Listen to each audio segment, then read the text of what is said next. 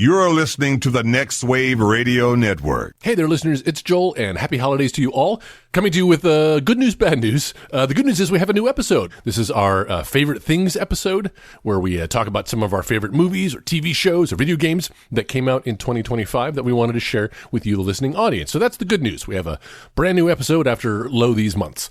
The bad news is that we were plagued with technical difficulties, the least of which being that Joe's microphone was set to auto-tune the entire time, so you get to hear him kind of half-sing all of his dialogue. Not as distracting as you would think, but still enough to need pointing out. But on top of that, we also lost the last 5 minutes of Joe's audio. So for the last bit of the episode, you get to hear me talk to myself, basically, about the video game Dispatch, which I figured was still of some value, so we left it in. But that's why Joe is conspicuously silent throughout the last 5 minutes of the episode.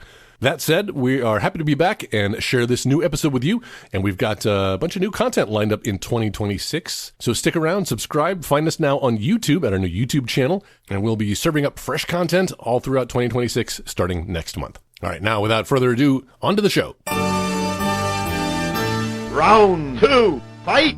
Can't we do our own secret shows? All our shows are secret shows. We have the tools, we have the talent. You have to use so many cuss words. Let's go. Ooh, yeah! Last night I was working in Photoshop while watching... Were you putting your face on titty bodies again? No. You're I was putting your face on titty bodies, Joe. Yes. I was rewatching K-pop Demon Hunters and found myself singing about working in Photoshop to the theme of Soda Pop. Oh my God. Working in Photoshop. Working in Photoshop. Shop. Can we talk about that this phenomenon that has become Hell yeah, we can. K-pop Demon Hunters? Absolutely. There you go. This can be like a best of 2025. There you go. Our favorite things. Oprah's. These are a few of our favorite things. Yo, Stranger Things. Ooh. Are you all caught up? Yeah. And by caught up, I mean season 5 episodes. Season 5, the part 4 1. episodes in. Exactly. Part 1, yes. Yes. Yeah, we the day it was dropped, we binged the whole thing. Yeah, we're between Thanksgiving and Christmas, and so we have half of season 5 in the bag, but still waiting for... Are there 3 more episodes? How are they doing this now, between Christmas and New Year's? I think so. Yeah, I think there's 3 more, with the final episode dropping on New Year's Eve. Yes, it's weird that they decided to monopolize all of our holidays, but... on the other hand, it's counter-programming, right? Hey, you don't want to spend time with your family? Watch Stranger Things instead. And that's exactly what I did. And yeah, I went into this, just quick little mini review, or at least where I was. I went into this not jazzed about how the last season ended, feeling like, and knowing the backstory that they kind of wanted to end it with season 4, but Netflix kind of talked them into stretching it into 2 seasons. I don't know if that's apocryphal or not, but at least that's what I heard. And it seems somewhat believable. That both Netflix would want to stretch things out, and that maybe they just had too much content to fit in. But at the time, it felt like, okay, this is like a cliffhanger season, basically. We're not getting fulfilling answers. Yeah. I don't like where they've left things. We're getting too dark. We're getting away from tonally where Stranger Things started, which was, hey, kids on bikes, and yeah, there's some danger, and somebody may die, but nobody that you is a main character or that really have any emotional connection to. And now, that was season 4. We're just going to kill your... We're gonna torture your favorite characters, break their bones. Oh, yeah. Introduce you to a new character, and then, a spoiler alert, kill him by the end of the season. So I'm just like... It felt like, what are we doing here? Why are you guys just coasting to a stop? Is this lost? Do you have an ending to your story? Or are we just kind of like spinning our wheels here? So that's how I came into season 5 with that attitude. Go ahead, Joe. I can see that. No, I can see the same thing. I think that the show kind of lost its way, I would say halfway through season 2. Like, I've enjoyed it. That's not to say that I haven't enjoyed it, but I do think that I agree with you. I think that the show started with one kind of energy and has evolved. And, I mean, that's fine. You can expect a show's going to. When you write the show, like any creator will tell you that sometimes the art takes on a life of its own and it goes its own way. Yeah. But usually you're there to kind of curate that and make sure you're cultivating it in the right direction. And when you've got like corporations with their fingers in the pie, sometimes you're not producing the best fruit from what it is that you're cultivating. In defense of Netflix, though, I will say of all of the big studios, they are kind of notorious for being very hands off and giving creators control for the most part. At least that's how they started. I'm not sure if that. No, you don't think that's how it is. I mean, it's all still a business. Listen, no. Well, I think that's probably how it started. But when they found out what kind of cash cow this show was, like now you go to Target and there's like a Stranger Things section of products. Oh, listen, just all this merchandise, and when you see that, you've like, okay, absolutely, I don't have a problem with that. And yes, absolutely, like that is their duty to please that booty. No, to I was about to say that same thing. to take something that's successful and monopoly their business, like right, and there's a demand for it. Like I don't think there's anything nefarious. You and I both have Stranger Things all over our houses, memorabilia. So, I don't think it's a problem, or if so, we're a part of it. But as far as the content goes, like, I don't feel like this has been Star Wars-ized the way that the Star Wars franchise has when it comes to we're solely producing content and making story decisions based on things that don't have to do with creativity or the storytelling, Okay. Yeah. No, you disagree? Man, I'm you feel telling like Stranger Things got lost the way? There are times where it feels like they're doing things just to push a product or just to Is it that, or is it that they are telling the story they want to tell, and then nostalgia is making the rest of us, create a market for some of these things? There's nostalgia, but then there's also, kind of shameless. What would I say? Was it season 2 or season 3 where it seemed like every scene opened with like some kind of needle drop? Like every scene was a different needle drop, and it's like, I get it. We're in the 80s. Like we're with you already. You do not have to keep putting some new like top 10 hit from 1984 on your your scene. Like we don't even need that it. I'll defend though, because they don't do what the Mario Brothers movie notoriously did with the aha take on me, just like shoveling this needle drop into a movie with no context, had nothing to do with the scene. Hold on, it had nothing to do with the scene. Whereas I feel like when the Duffer Brothers do it with Stranger Things, it's part of the story. There's intention behind it. All of the songs from Should I Stay or Should I Go, that it was part of the plot. The Kate Bush song was part of the plot. These aren't just like aha needle drops that they're using to get an uptick in sales. Those the two examples that you've mentioned, yes. But there are again, when you start season 2, every single scene opens with another song that doesn't necessarily have anything to do with cultivating or furthering the plot. It's just to let you know they're in the damn 80s. And I get it. We're in the 80s. Cool.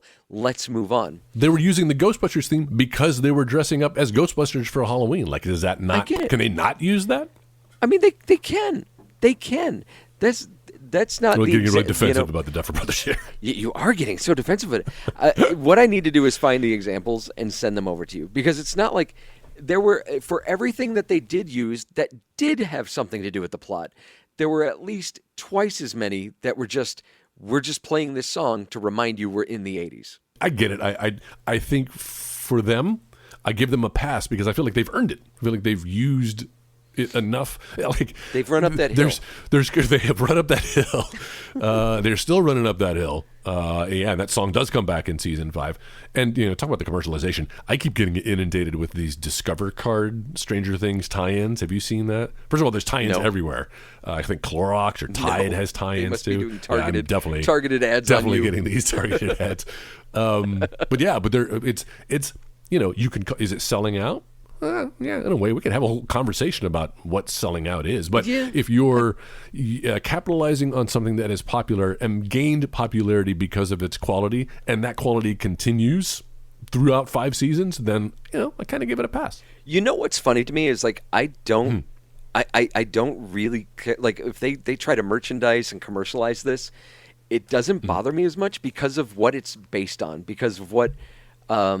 Where Stranger Things gets its roots is very Spielbergian and like Lucas. Oh, yeah. And there's nobody more commercial than George Lucas or Steven Spielberg in the 80s. You know, Yes, like he invented Jurassic Park. They had that freaking Jurassic Park logo on everything, you know, when that movie came out. Oh, yeah. Oh, Like, shit, before that, in with all the E.T., toys. there was all the E.T. stuff and Star Wars stuff. So it doesn't really bother me. I think, if anything, I kind of wish Stranger Things would branch out more.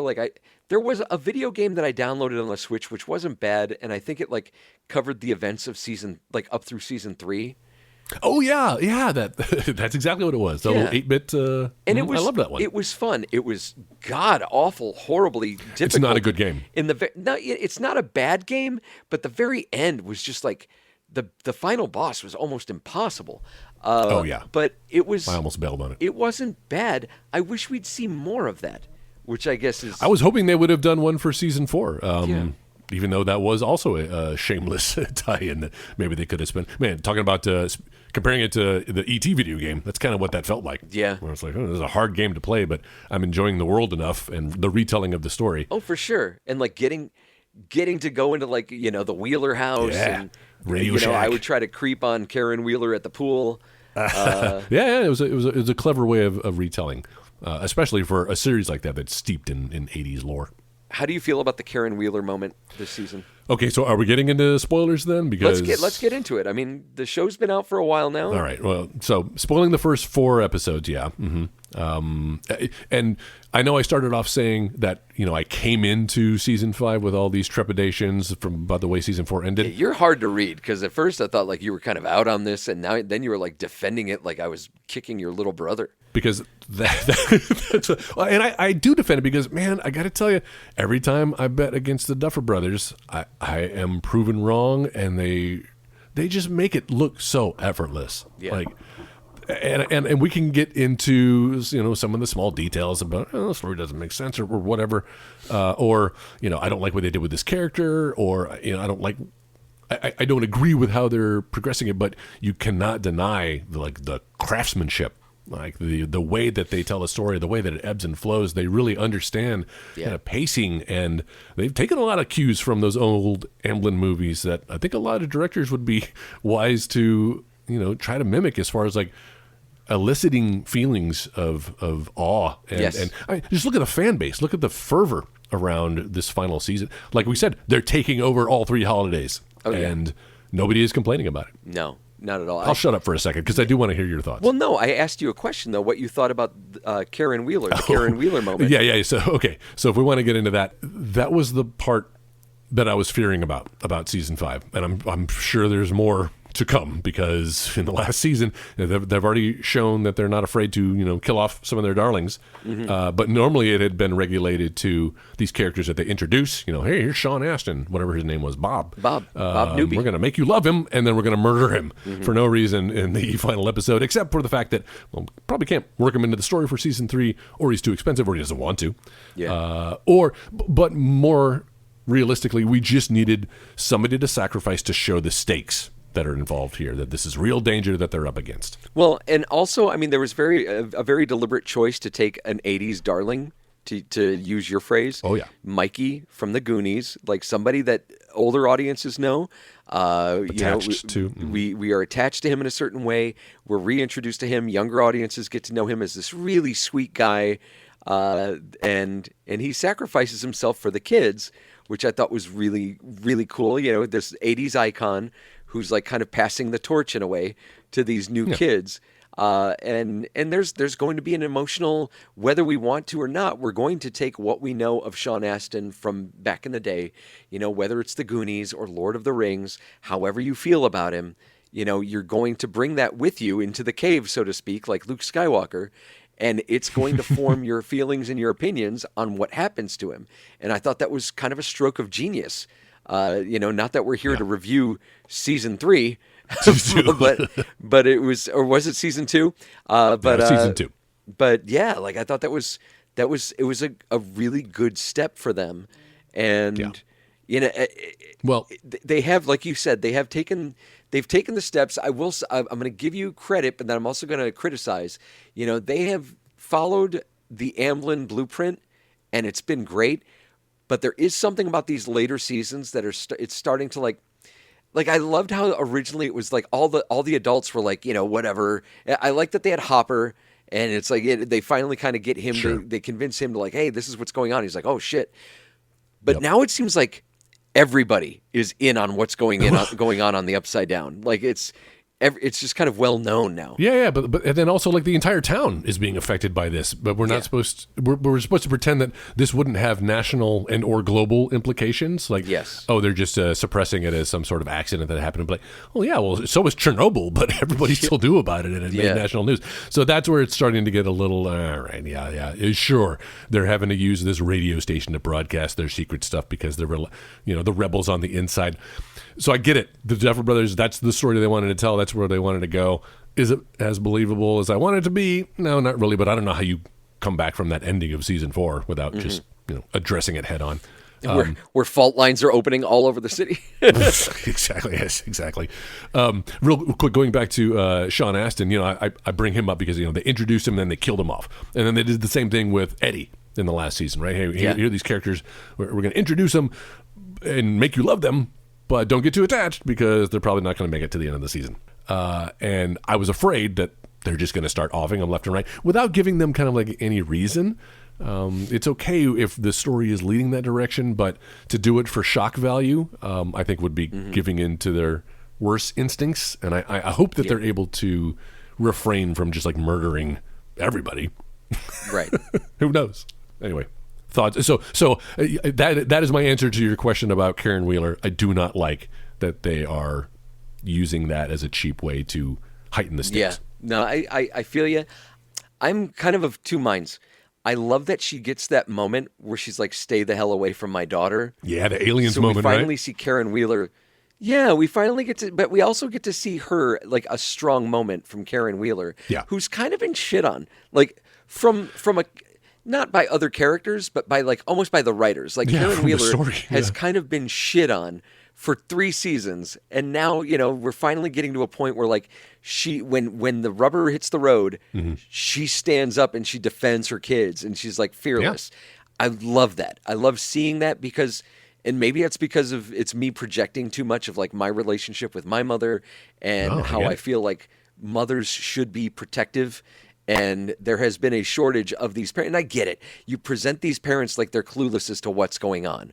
But like then when they see what's happened, like it was so nice to see that happen. And I'm glad they didn't kill her off. Like that. Well, I think it was kind of cheap that it's like, oh, right, they're still okay. They're going to be all right. Did the dad make it? I think so. They said he was in a coma, though. So he may not make it. But who knows what's going to happen there. But he kind of has it coming, that guy. I do agree. I agree with you on one hand that I think it was a cheap way to raise the stakes, but at the same time, it was nice to see that moment. Yes.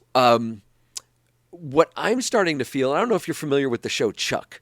I was. Where they like throughout the show, they would do like these like cameos. They would make these references, like 80s cameos. You had, what's his name from Quantum Leap would show up, and he was his dad. Scott Bakula? And Linda Hamilton. Yeah, Scott Bakula. Linda Hamilton was his mother. You had Brandon Ruth showed up. But when Linda Hamilton showed up in this season, I don't know. I felt like it was... Did you not know she was in it prior? I didn't know she was in it. Okay. And I was a little nonplussed. Like, I wasn't really impressed when I saw her. I love Linda Hamilton. Linda Hamilton's great and especially for her time. She was awesome as Sarah Connor. I would have been so jazzed, and I don't know what this says about me, had it been Sigourney Weaver instead of Linda Hamilton playing this role. I do wonder if maybe that's, especially with that alien reference previously, if that was maybe their wish list, and what we got was what's available. Yeah. Yes, and still waiting for them to justify her existence in this story. Yes. Because it's like, all right, did we have a shortage of like shadowy, dickheaded like military personnel? Like, I don't... Yeah. But William Atherton, he's still around. I know, right? The Ath Man. Yeah. 80s dick. He would have been fun. Why hasn't he been in this? Great. I don't know. He really should be in this. I just rewatched Die Hard yesterday. You'd be proud of me, by the way, and forgot that he was in that. I am proud of you. That's great.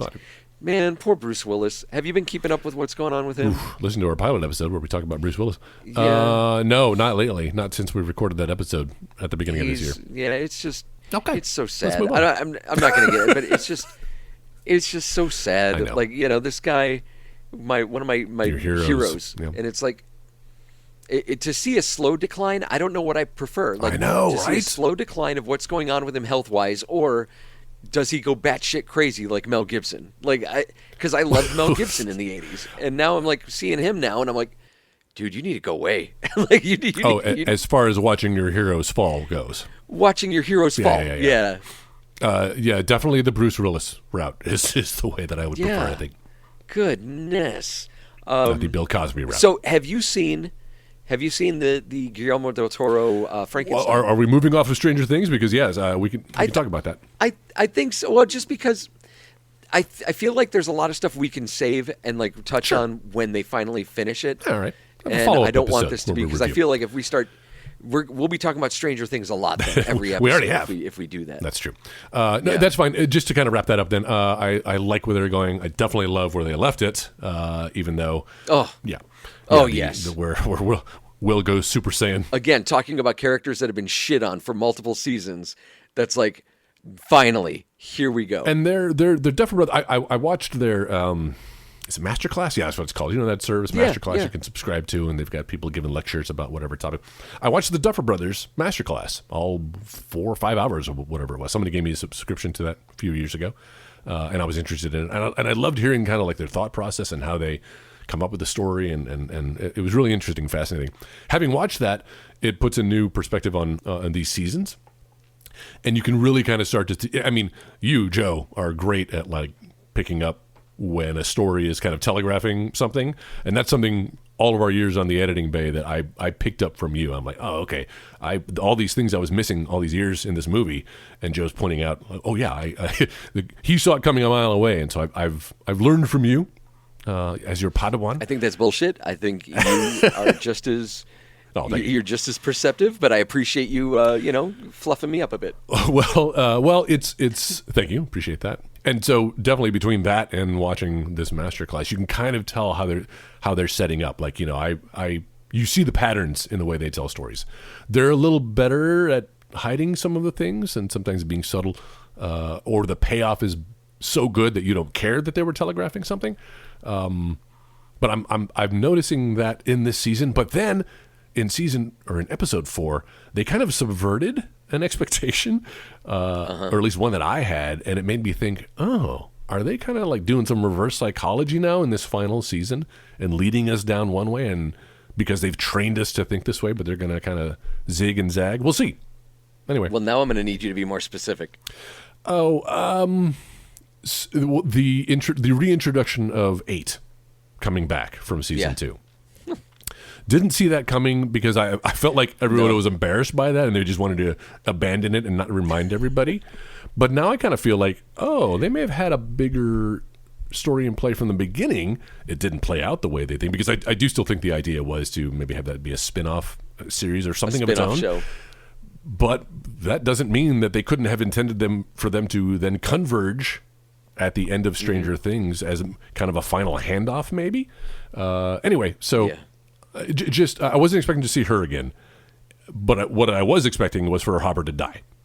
So the fact that they didn't do it yet means that they're probably saving it. I did expect a death, a major death, knowing that the way that they've split this into 3 parts. So surprised we didn't get that. I'm not sure we're going to see Hopper die, because we already went through the season 3. That's what I'm saying. We already went through like, oh, he's dead.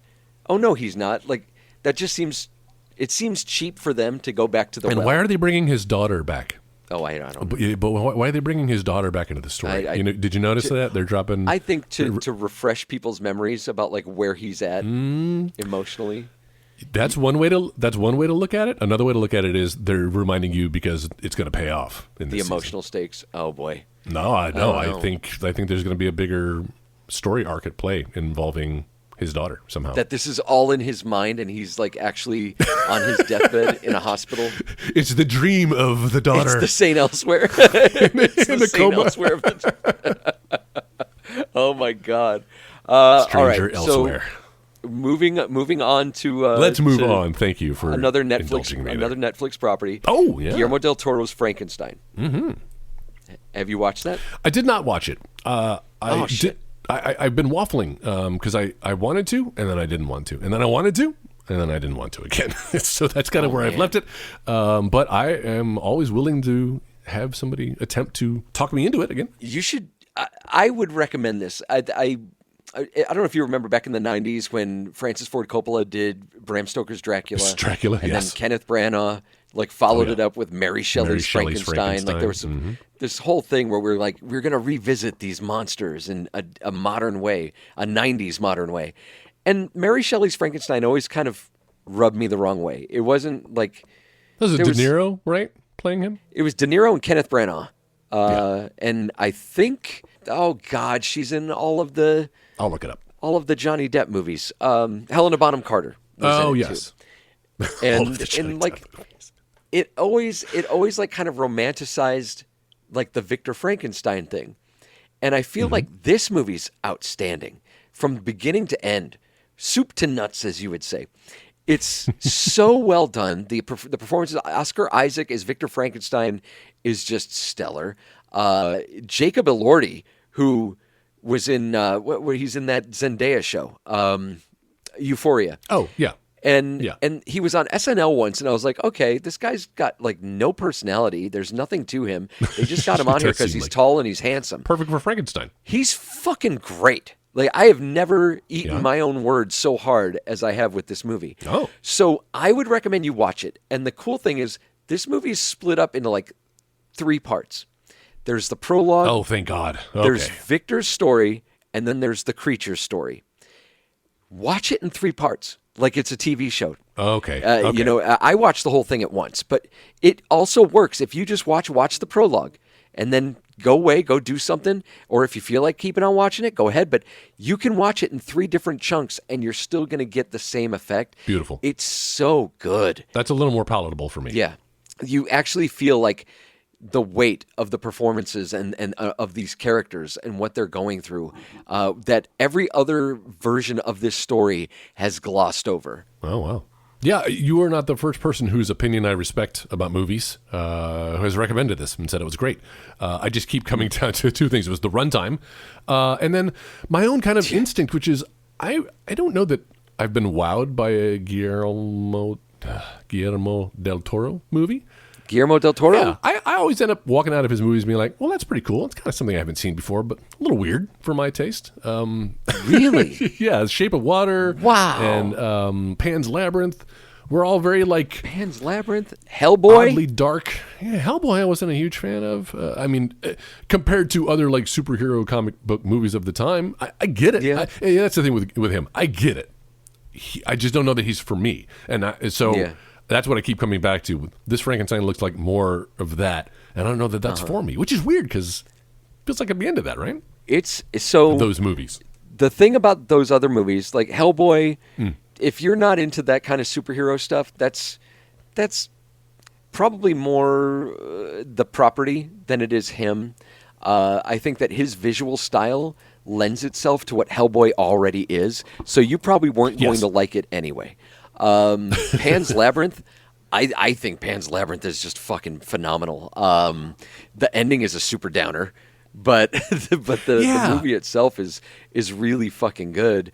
I guess that's where I came away. Just emotionally, I haven't kind of really connected with these, and especially even the love story, The Shape of Water, which is supposed to be a love. I didn't connect with the characters. I didn't find them believable or that world believable. Well, enough. Joel, because you've never fucked a fish. And when you finally fuck a fish, that's what you think. You'll oh God, you're like the Deep from The Boys. No, new meaning to white whale. I've got to agree with you. The Shape of Water was not my favorite. I felt like it was a little bit. I felt like they missed a chance on trying to market that as part of the Hellboy universe. Well, it was like getting Oscar buzz, and I'm like, really?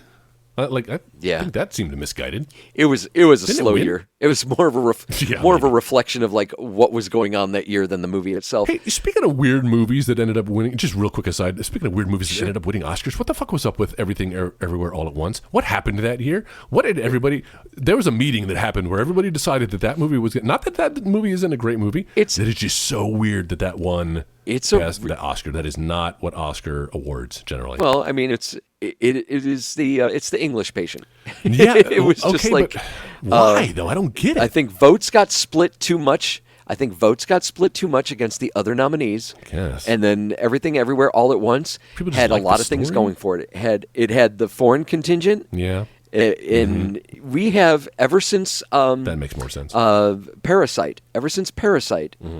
And some might even say ever since Brokeback Mountain, we've kind of had like Crouching Tiger. How about that? Crouching Tiger, maybe a little bit. Crouching Tiger is another movie that didn't deserve to have the Oscar buzz that it had. I feel like it was a lot of white people saying, "Oh, other non-white people can make movies too." I've never seen wire work before. It's like these movies have existed for a long time. Yes, exactly. And there are some that are so much better than this. I like Crouching Tiger, Hidden Dragon. Jackie Chan would like to have a... But there are there are way better wire work movies. So We need to have a Jackie Chan episode, by the way. well, or just like Coming up someday. a kung fu Hell yeah. kind yeah. of episode. Adding it to the list. So here's what's going on with Everything Everywhere All at Once. Hollywood movie, Korean creators, Asian backing. Yeah. So you're kind of hitting that sweet spot right now because there was that whole like Oscars so white. And then we saw like the big boom and like, here are our black nominees, our black winners. Then we started like, here are our Asian winners. Yeah. And we even went through like, here are Hispanic filmmakers. And we're celebrating our Hispanic filmmakers. But there's more to that so movie right than now just- we're going through that era. Yeah. No, I hear you, and everything you say makes sense. I'm just so taken aback by how weird that movie is and how, like, It's very weird. Usually when movies win that aren't the typical like Oscar movies to win, it's because there's a huge, undeniable Titanic-like, popularity of a movie that just kind of transcends Return of the film King. or something like that becomes a Braveheart, cultural event. Titanic, Fucking yeah. Everything Everywhere once wasn't a cultural event. They tried to turn it into one. It And wasn't. listen, I loved that movie, but it's super weird. And anyway, that was just an aside when we're talking about movies that. No, you're right. It's great. It is super weird. It is a weird-ass movie. And you know what, though? Being weird, that's kind of Oscar bait too, because these people, the But it's gotta be Academy, mainstream they enough. love to be those people that are like, you just didn't get it. It's Oh, weird. of course. but Yeah, it's but weird usually in that not for eclectic way. movies where people are jumping onto dildos. It was just, and Jamie Lee Curtis is stapling things to her forehead. Like, it's just so out Yes, there well, that there has to be. it's an attack and on- From 20 years now, we're going to hear the story behind the scenes of the campaign that got that movie, because I don't think any of that was organic. It's an attack on toxic masculinity. Conspiracy theory. No, Anyway, sorry. You're right. We got there because you were talking about. We're talking about Guillermo del Toro. Yeah. No, he's got. So here he is now. He's finally married to he's got this gothic visual style. I love his style. And he's finally being married with one of the classic Gothic novels. Yeah. And it's like, okay, now we're seeing this be put together. The way he portrays the creature is fantastic. And how he manages to make both Victor and the creature sympathetic is amazing. Not just sympathetic, but also sympathetic in the end to each other. That's a hard balancing act, and he pulls it off. Not just him. I mean, you got to give the actors credit too. Christoph Waltz, who I didn't know was in this movie. Oh, that's right. Stupendous. I mean, doesn't surprise anybody. He's so good. But just to see like the driving motivations and the factors that lead into Victor becoming who he is and what he wants to do, I thought was great, because we always seem to gloss over that and just go straight to, I want to create life, and now I've got to pay for creating life. I'm playing God, and there's so much more to it, and I think that it's great the way they explore that. I will say one criticism I did hear was that it was maybe a little heavy-handed. It doesn't sound like that from your description, but Oh yes, No, you didn't yes, feel that way. yes, Okay. yes, absolutely. Look, man, I think it should go without saying that art nowadays, any kind of art, it's going to You come a have to. little ham-fisted with some kind of message. I was hearing about how there's a new trend, especially with Netflix movies, where they're kind of requiring writers to add in little catch-ups, little recaps. If you happen to have joined it late or half paying attention, more realistically, a lot of people were putting movies on and using it as a second screen. So they're asking the scriptwriters to sprinkle in a little recap in the third act of what happened in the first act. Yes. So you're watching a fucking movie. Anyway. But you're right, because people aren't paying as much attention. All right, so we've talked about a movie that I saw that I thought was really good. What have you seen recently that you enjoyed? Well, we started this episode talking about Stranger Things, a Netflix show. You then pivoted to a Netflix movie. And let's just stay on that Netflix track with K-pop Demon Hunters. Because, spoiler alert, Joe and I just went on about 30 minutes talking about our love for that movie and then had a technical difficulty and it got lost. So I'm afraid to go back into it in that depth again for fear that your internet will hate us and we'll lose everything. But suffice to say, just what a cultural moment this is. And I just love... Forget about the movie itself, which is, great. It's a great film.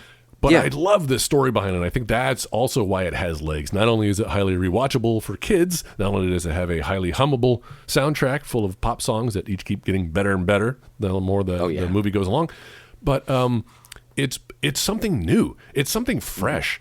I don't know about you, Joe, but as a white dude in his 40s, I'm tired of the same settings, the same cultures, the same types of people.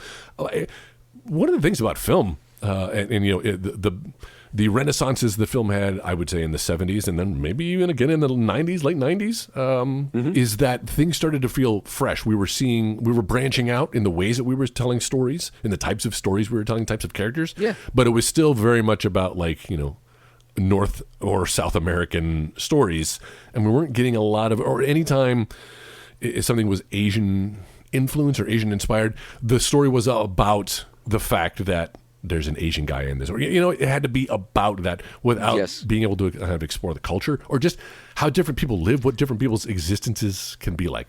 I've talked a lot. Go ahead, Joe. No. I think you're right. I think that there's an exception I will always give Mulan the exception.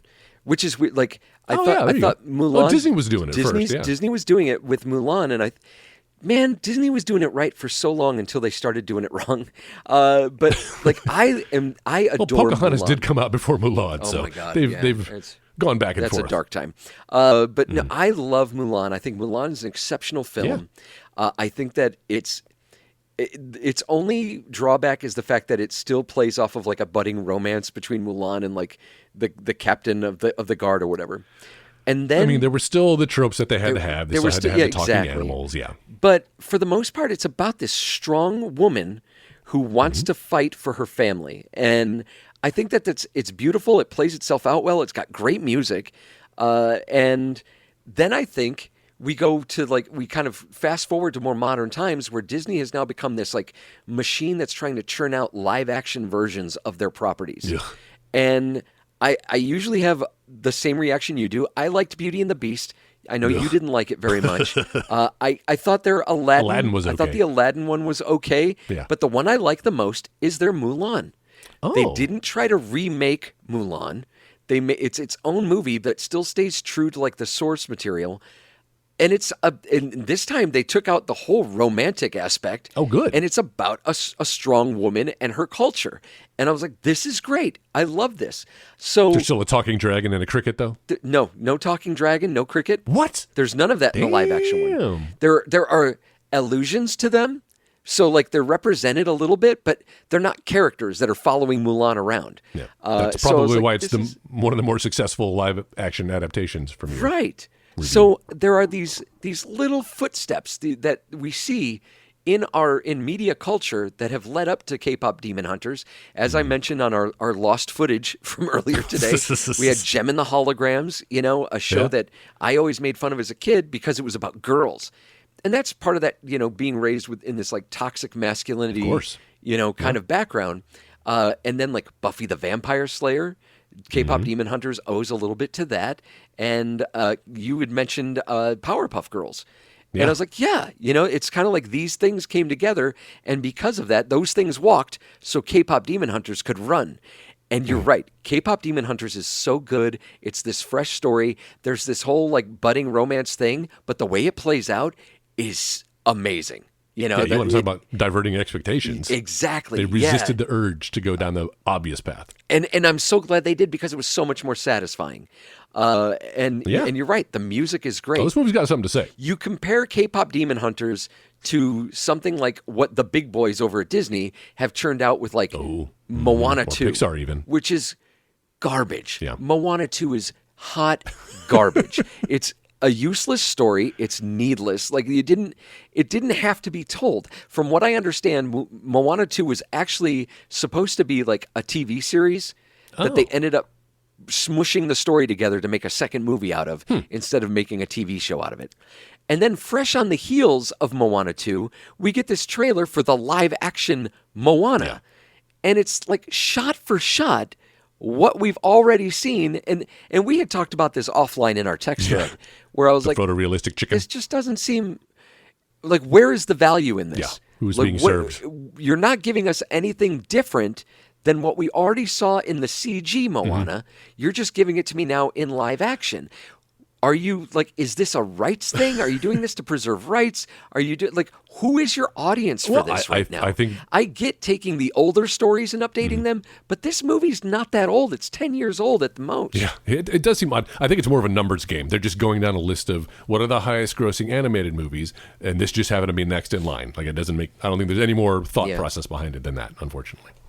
Yeah? Yeah. Okay. So what I love about K-pop Demon Hunters, like what you said, it's brave in the way that it kind of fights stereotypes. Feels original. It feels original, and also it embraces some of the like anime roots too. We had talked about how like it uses some anime tropes, which are so nice, to see in this CG animation. It's almost kind of Scott Pilgrim-y in ways, in the sense that like their eyes turn into like they start crying popcorn. All these preternatural things that happen. Is that the right word? So now the countdown's on. How long until they start like sequelizing the hell out of this and trying to milk this for all it's worth? I think there's a series in planned, maybe in addition to a movie. Maybe it's just a. I mean, you gotta something's happening in the K-pop Demon Hunters universe. I'm sure that they're planning, but that doesn't necessarily mean. Look, there are good ways to do this, and then there's the Disney way to do this, right? Where you're devaluing your brand. I always think this about. You remember the straight to VHS or DVD animated sequels they were doing to the movies at the time. Yes, you had Lion King, and then a year later, when that was a hit, you had Lion King 2 come out, right? And it was actually they started doing it with like Aladdin. I think Aladdin was probably the biggest offender. Aladdin. They had like 4 of Aladdin, those. The Return of Jafar, I think, was the very first one that they did. Yeah, you might be right. And then every property got a straight to video. Had a shitty and so what happened was when the Aladdin sequel came out, it sold like gangbusters because Disney had built up enough goodwill where people were like, oh, it's got the Disney names, it's got the characters we like, we love that movie, let's buy it. But the problem is you can only do that so many times before people catch on to the grift. Yeah. And I think they're in the finding out stage, as people like to say. Yeah, no. And here's part of it too, is that like they still sold so many because people look, as a parent, I understand the value of setting a child down in front of a TV Absolutely. to get something done. Yeah. And it's like people like you and I, we can spot like the quality of the animation. Like there is a clear delineation between when you watch Aladdin and then when you pop in Aladdin 2, you get the B team. that animation, like you could tell, like that's TV animation. That's not movie animation. That's something else. And ironically, probably animated in Korea. If you think about it, some of this stuff was animated in Korea, and now it's almost like it's coming full circle. Sorry, not to interrupt you, but I just kind of had that realization. Oh, no, like, it's fine. We've been using these sweatshops, and now the real creativity is being, we're looking to their cultures to kind of save us from ourselves. We'll do one more thing because it's fresh on my mind, and it's also in this realm of animation that we've been talking about, and it's we've talked about TV, we've talked about movies. I want to talk about a video game, which I'm using that term loosely because even though it technically is a video game, it doesn't play like a video game in a lot of ways. It's more of like a choose-your-own adventure. I'm talking about a game called Dispatch that I think you're familiar with. I don't know how familiar. I know I posted about it in our group thread. Although I would recommend doing this in front of a larger TV if you can, because it is more of a viewing experience. In fact, you don't end up playing a lot of the game. A lot of it is in I don't want to say QuickTime cutscenes because it's not like that, but it's part TV show, part interactive game, part choose your own adventure story, part Gooner game, a little sexy, because you've got some. There's cursing, there's nudity. This is a hard R, but it's not violent. In fact, it's a really sweet story ultimately about workplace family, and really just transcends what it could have been.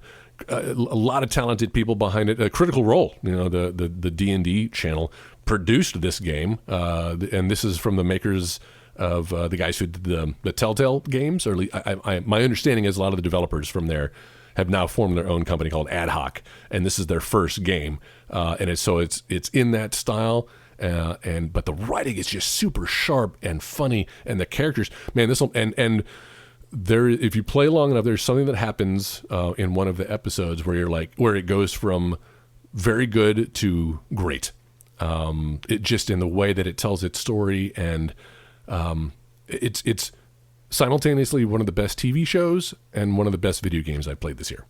Stay tuned in 2026 when hopefully we'll be recording and re-releasing more episodes. We do have some guests lined up. We've just been trying to find time in our personal lives to get this train back on the tracks. Hopefully this is it, and you'll be hearing more from us in the following year. All right. Well, we've given you plenty of things to listen to or watch. You've got some, you and I have some Stranger Things to catch up on over the holidays, so be excited to come back and hear how that goes. Same thing for you, listener. If you enjoyed any of the things we've talked about, leave a review, let us know. I wanted to say we also are on YouTube. We are we're not moving over, but we're adding on another channel to the way that we reach you now. So low res, high def on YouTube, where you can listen to all of our podcasts there, just in video form, with new thumbnails that I have created painstakingly for you using AI. All right, everybody. Joe, thanks again. Happy holidays to you, and we'll talk to you all in 2026. You've been listening to the Next Wave Radio Network. That's fucking gold.